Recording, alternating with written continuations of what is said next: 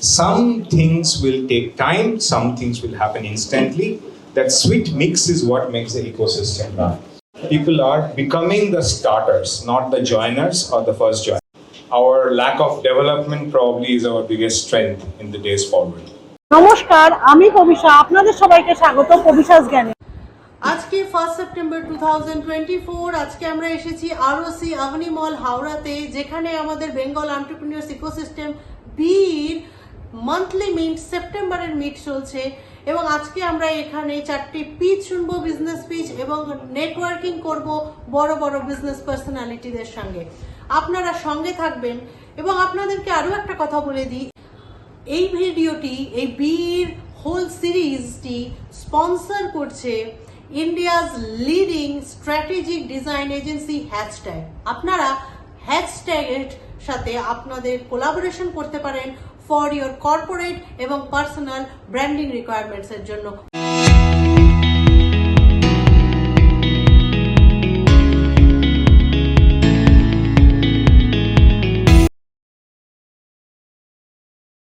Xelpmoc guide and hot. I'm also his so-called shareholder.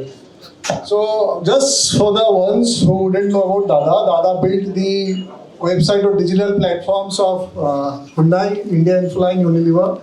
Dada was the CTO for Justdial, joined when Justdial was having around 30,000 calls a day, and he left when Justdial was having 50 lakhs of calls a day, right?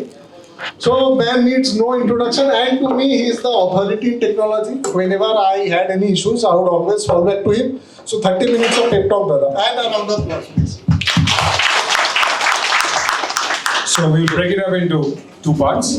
I'll give my spill for about 5-10 minutes, and then I prefer questions to come, and that's better onto that part. The first aspect is that our lack of development probably is our biggest strength in the days forward. We have not been over-reliant on industries which may be affected by the ongoing onslaught of new technologies.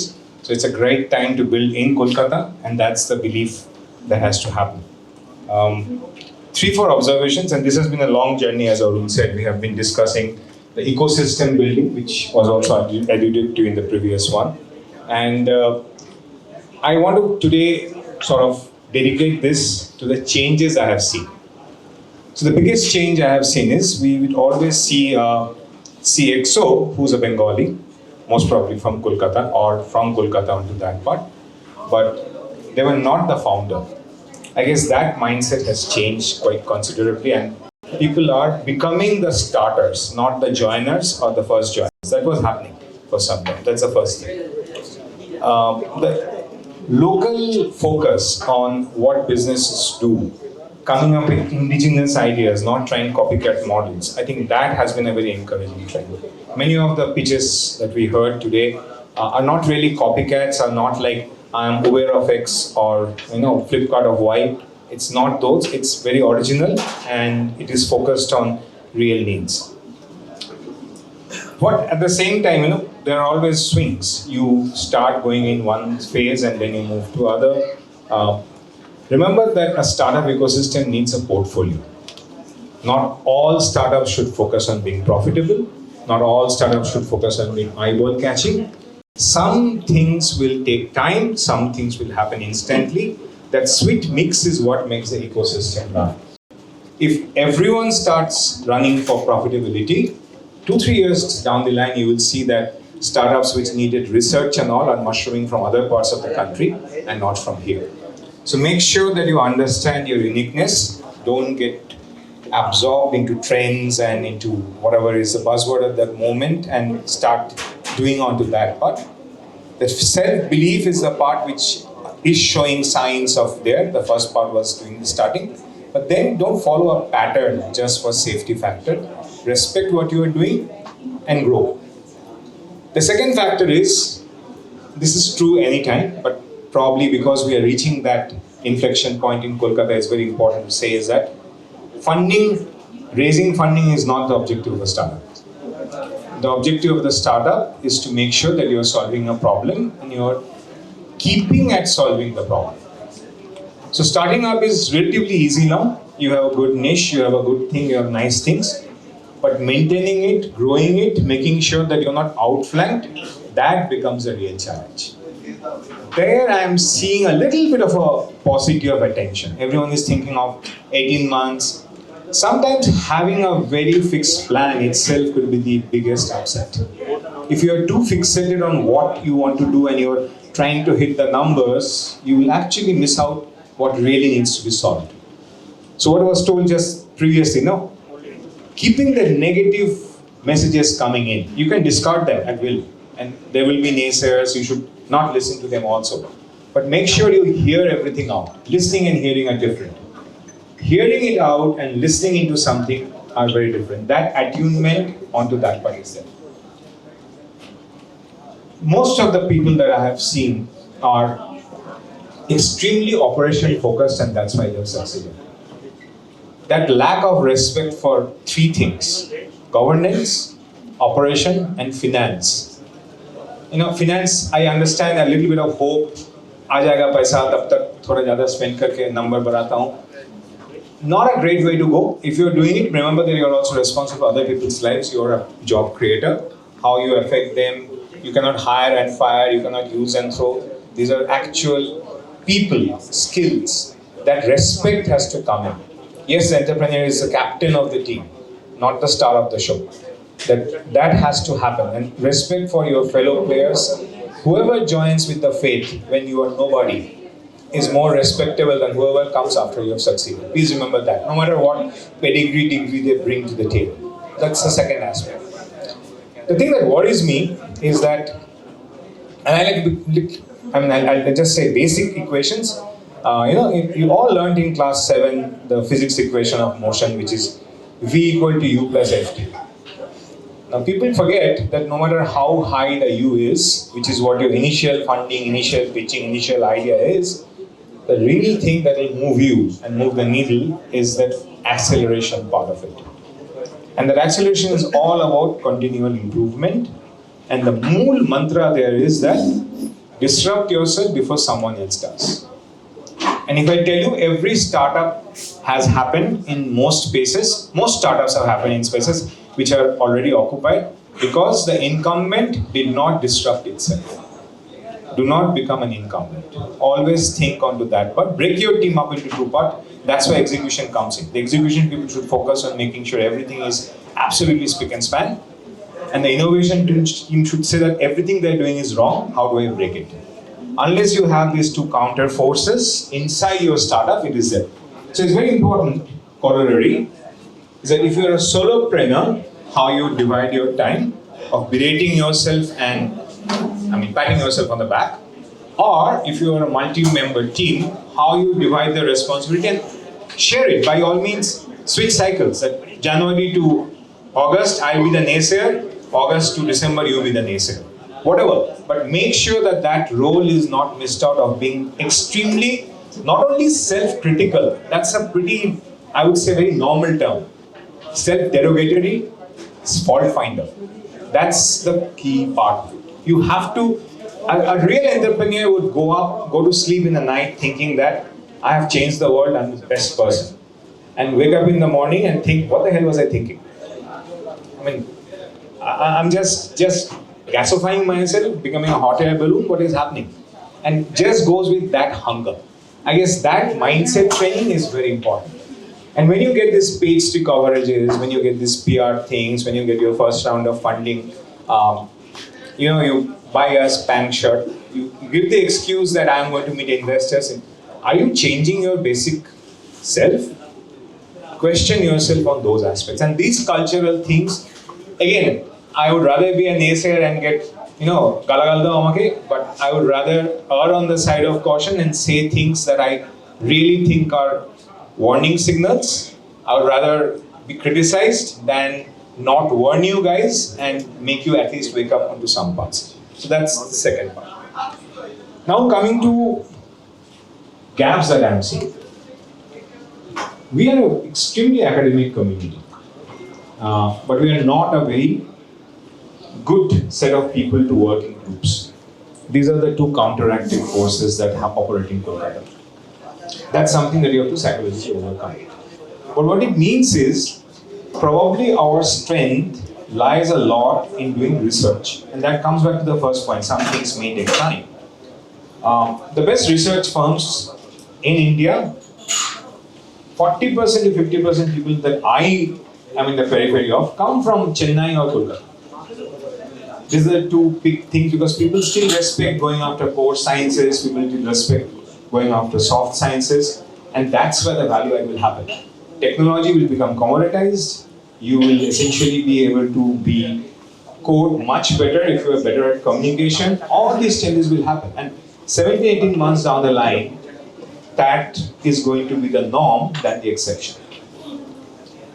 Fortunately for us, like I say, the fact that we have not incumbent sunk cost into the other aspect of ITAS could be our savior and probably is the part that we should focus on. That's a missed opportunity. So right now we are trying to play a catch-up game that the buses have left and we are trying to run after it and get onto it, normal Kolkata way. But probably some of you, again, it's a portfolio, so a certain percentage, not all, not everything, should focus on trying to imagine what are the 4 or 5 buses that are going to arrive. Can we prepare for that? Can we lead the market for that? But I think that time for Kolkata has come. That we should lead in terms of thought. You see, in some sectors it has happened naturally. But we have not been able to expand it. We have not been able to go all India. We have, again, the complacency, that factor has made us not go out. Inherent part of it. Yes, we have become bigger risk takers than before, but we have still not attained that level of daring risk taking yet in terms of that. So when I hear that I'm going to open in 4 cities, 5 cities, I feel good. But can you change the model to think that how can I be in 22 cities simultaneously? What is that model tweak I do when I am not fundamental, but the process is? I guess that is the transition which I see not happening and I'm giving it as a warning. People are thinking, this is what we have done, we will do 6, 7, so I'll get these people and we'll replicate what we have done. Time to rethink. Is there something we can do where I don't need to do what I have done and find a new way and expand faster? Those are the things. So respect for processes more than individuality, more than self-patting thing that I am special.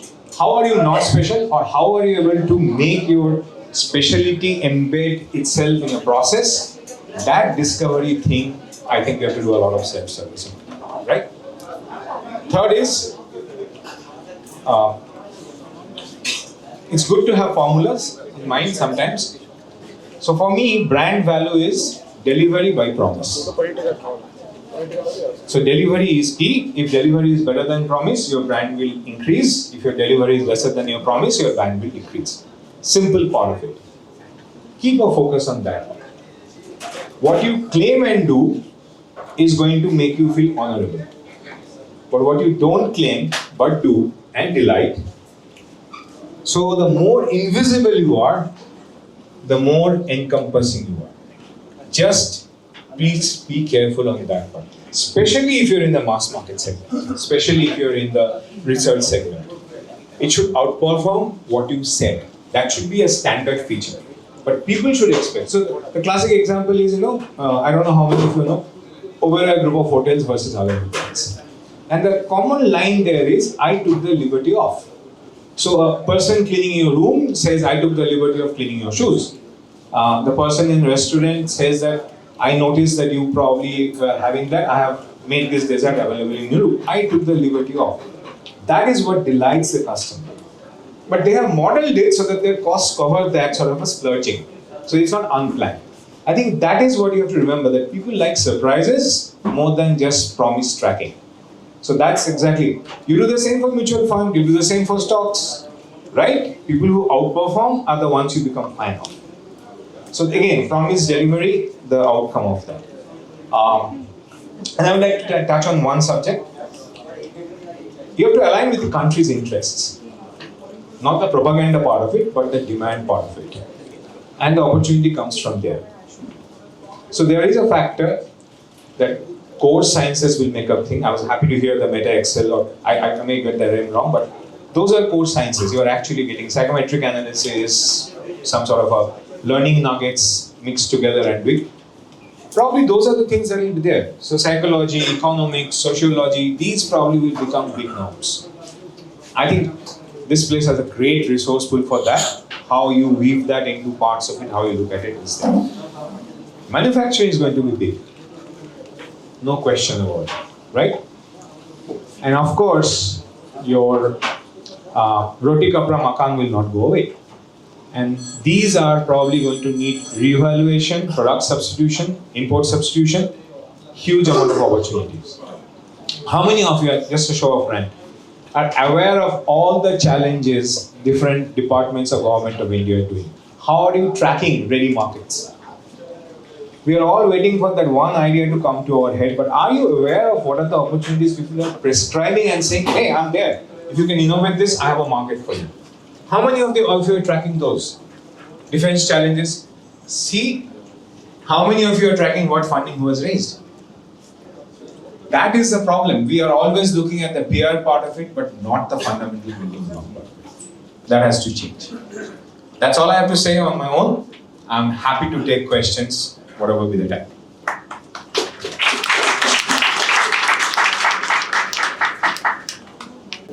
I can give you a hint. Of course, I'm doing my own part and all. I think you have to realize that foundations can be fundable. So if you look at OpenAI, there's a trend, and that's what I mean by core competency research. I'll give a sector, and you can look up because that's itself quite multivariate and all. It's called digital humanities.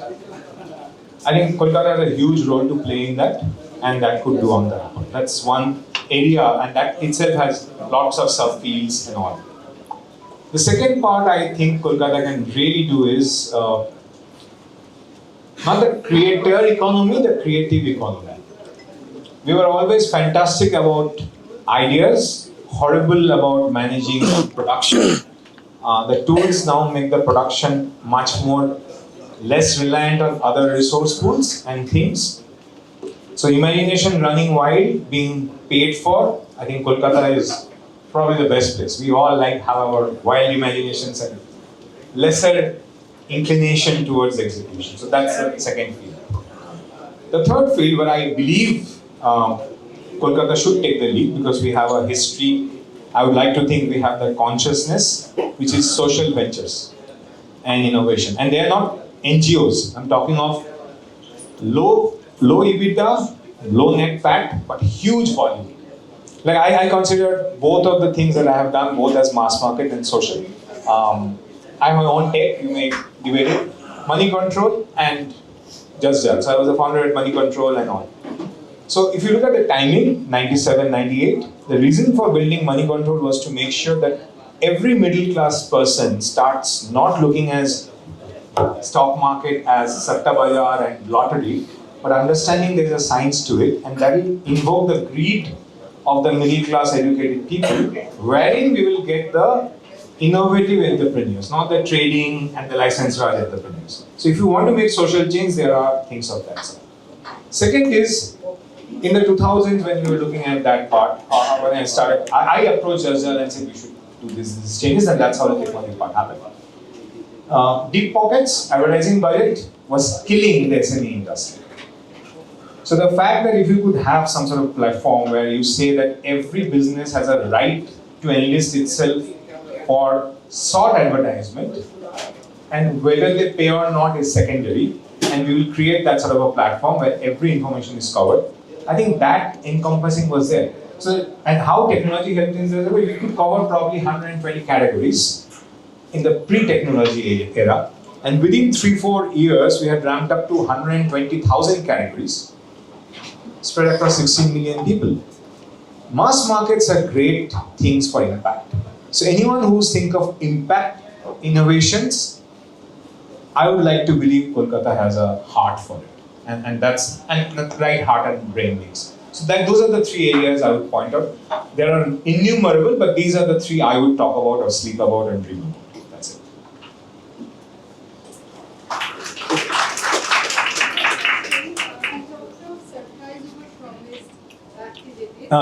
Delivery by promise. Delivery by promise, and I believe there can be a cost around this surprise. So, what are the parameters one should be aware of when one is designing the surprise? Okay, let's put it this way. That's exactly where your innovativeness comes. Suppose you want to do a social impact sector where you want to share the profits of the earnings of references. How do you do that? I'll give a simple example, just because they are innumerable. So what you can do is, let's say you can say that anyone you refer is like your child. Anything under that is family tree. Whatever the child earns, 10% of that is the parents. Now, if you factor for it, you are not looking at 10%, but you are looking at 12% as an outflow. Because infinite series will also converge at 12. That's why the maths comes in. The second part of it is that, let me take an example of something we are doing in some model. Not every subject the parent wants to pay for. But the parent wants to pay for a lot of subjects at a premium. So can you do a Robin Hood economics as a conscious edtech startup and say that I will subsidize the courses the kid needs to do by taking money out of the parent's pocket for courses he doesn't need to invest so much in. So let's say he wants to take a public speaking course for his kid because he thinks that's important and he's willing to pay 1200 rupees and the cost of the course is 400 rupees. I have an 800 spread. Can I take 200 of that back and put it into a vocabulary building course? So that is what you are giving as a surprise, but you are factoring in the cost by the business model. So a good intuitive entrepreneur would have these things, would have the targets and then do it. Now what is happening is, because you are thinking like that, you are not going to be lavish. You are going to talk to your content creator and say, I need it in the budget of 350. With a little bit of overhead, 10% idhar udhar jayega, so it will be 400 rupees, but it will not go. Otherwise, you will say, theek hai, 600 tak bhi chalega. So once you get that frugal mindset, not miserly mind you. So there's a difference between opulence and miserliness, and that sweet point is frugality. You invest as much as necessary and not a bit for. And anything that you are keeping as a surplus, you do a profit sharing in your head with the consumer. That will get you a long-term revenue on. So the giving back has to be in other effects, and that can come as a surprise.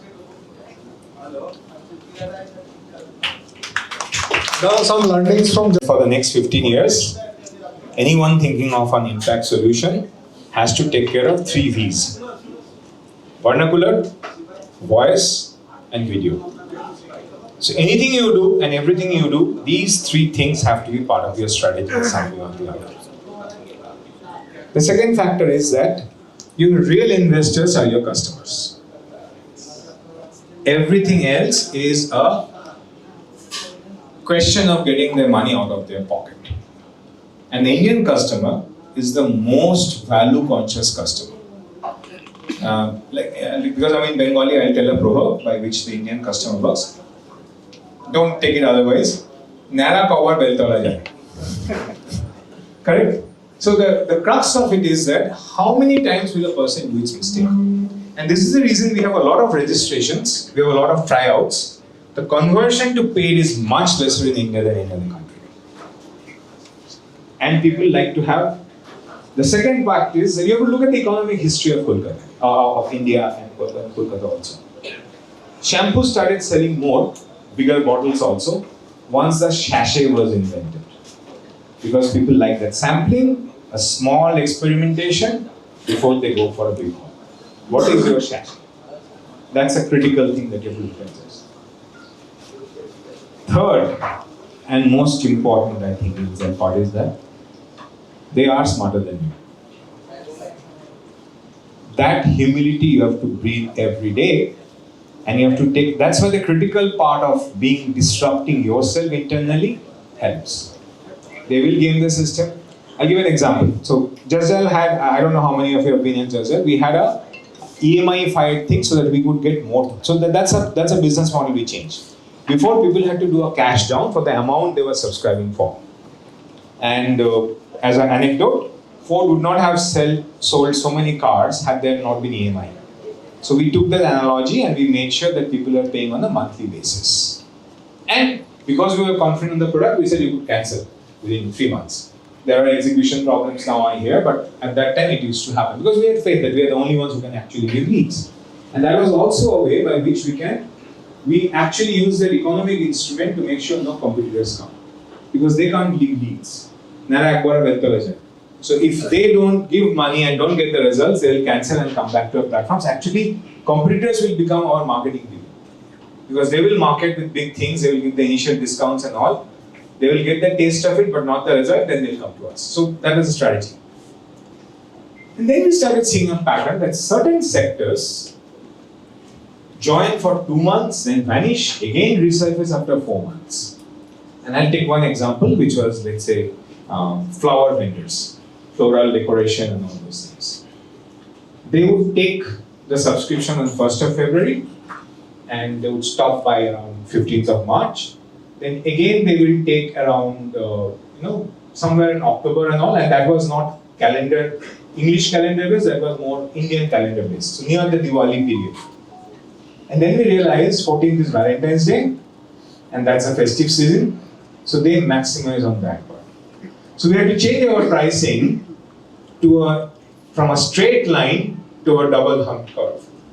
So those are the metrics that you have to keep on monitoring, and your market will teach you onto that part. Pricing is very, very important for any startup. How you're able to do micro pricing, how you're able to give discount on usage. Don't give discount upfront. Let it be an entry barrier, because then only you get the serious people. But loyalty program ke bagaye, ab discount do next purchase pe. That is very, very pivotal to that part. I think mostly these two.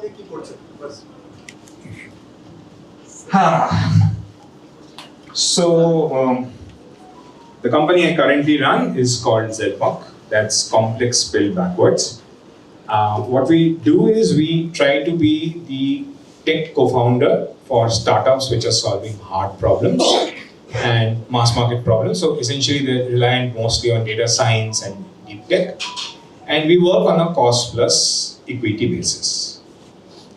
So the real success of Xelpmoc depends on two factors: our credibility in terms of being able to actually deliver a solution, and how much success the startups have. Because we are also listed, by the way. So we act more like a retail investor being able to spend even 1,000 rupees on the startup ecosystem, because we are acting like a surrogate, kind of a mutual fund for startups that we are betting on, not the whole industry, right? So wherever we are working, and we believe that people we are working on, we are able to judge better, so we are able to deploy capital or give early signs on what the thing is and keeping that part. So it is a culture shifting kind of a setup, and in future it should hopefully be able to become a kind of a public funded venture studio with a funding wing also. So that's a transformation that happens. So it's a long cycle. A culture change takes at least 10 years, 7 to 10 years. So it is deep tech, and it's a deep-seated part. But what we have done is we have decided to limit ourselves not on the project basis, but on the end target user basis.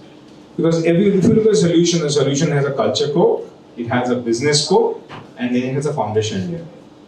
The culture code and the business code doesn't change for the same target audience. If you are making an edtech solution for a farmer's daughter, or you are doing an agri-tech solution for the farmer, the phones he uses, the network he has, the languages he likes, the colors he understands, that grammar remains fixed. The business logic changes. That is what we expect the startups to bring, and these two parts are what we expect to contribute, and the learning from one to the other lets us spill over, and that's how we want to amortize and increase the rate of success of the startups. That's a thesis. And when we went in with a lot kept on the table, not what the valuation the bankers told, but what we felt was right. Then, as usual, the market drives it up. We had to go and tell this is pretty hot air and all those things.